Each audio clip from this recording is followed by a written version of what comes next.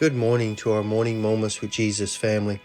I'd like to welcome you in this morning as we get ready for today's devotion.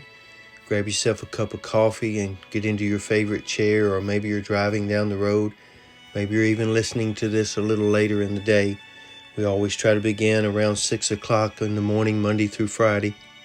So we are very appreciative of all of those who join us on a regular basis. According to the Word of God, He has given us the power and authority to break certain strongholds, to break the strongholds in our lives that try to captivate us and control us and hold us into bondage. And one of the great things that the enemy does, that one of the weapons that he uses in a mighty way, is worry and anxiety. So Matthew chapter 11, verse 28 and 29 is what we'll begin with today. Matthew chapter 11, verse 28 and 29 says this: "Come unto me, all ye that labor and are heavy laden, and I will give you rest. Take my yoke upon you and learn of me." That's very important. "For I am meek and lowly in heart, and you shall find rest unto your soul." The word worry actually means to torment oneself with cares and anxieties. It seems that worry partners with other spirits in our lives like regret, stress, and fear to bring the mind and the body into captivity. And every time you worry, you are actually tormenting yourself. No one else makes you do it, and no one else seems to do it to you. We're doing it to ourselves. And when we worry, we're allowing our minds to dwell on difficult circumstances, overwhelming fears, and other stresses that are weighing us down. We're consumed over actual things we're facing in life, or the potential situations that may never occur. That's where the danger comes in, is spending so much of your life worrying about things that never happen. Worry causes extreme distress in all areas of your life and your body. It prevents you from sleeping, impacts your relationships, affects your appetites, and even causes you to perform poorly at work. We often tend to worry about what matters the most to us, but it is also a place where we tend to trust God the least. You ever thought about that?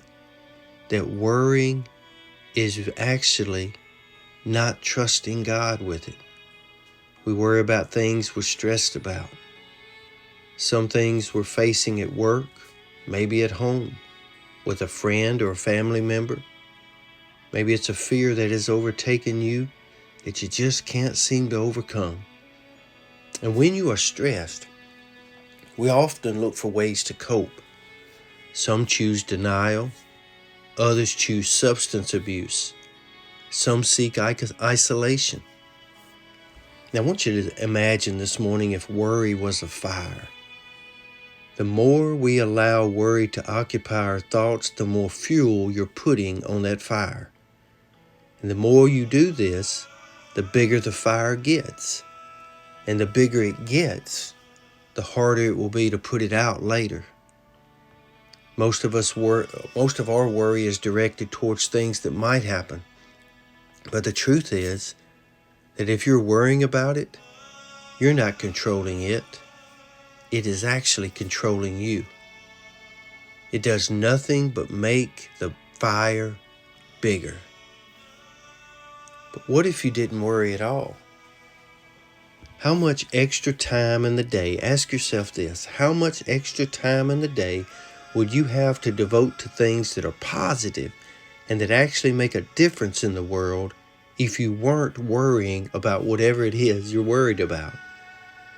The return on your investment in that area of your life would be unbelievable. What if productivity, joy, and peaceful living were a fire? How much bigger would those things get if you poured as much energy into them as you do worry and anxiety? A question to consider this morning as we get ready to end our devotion.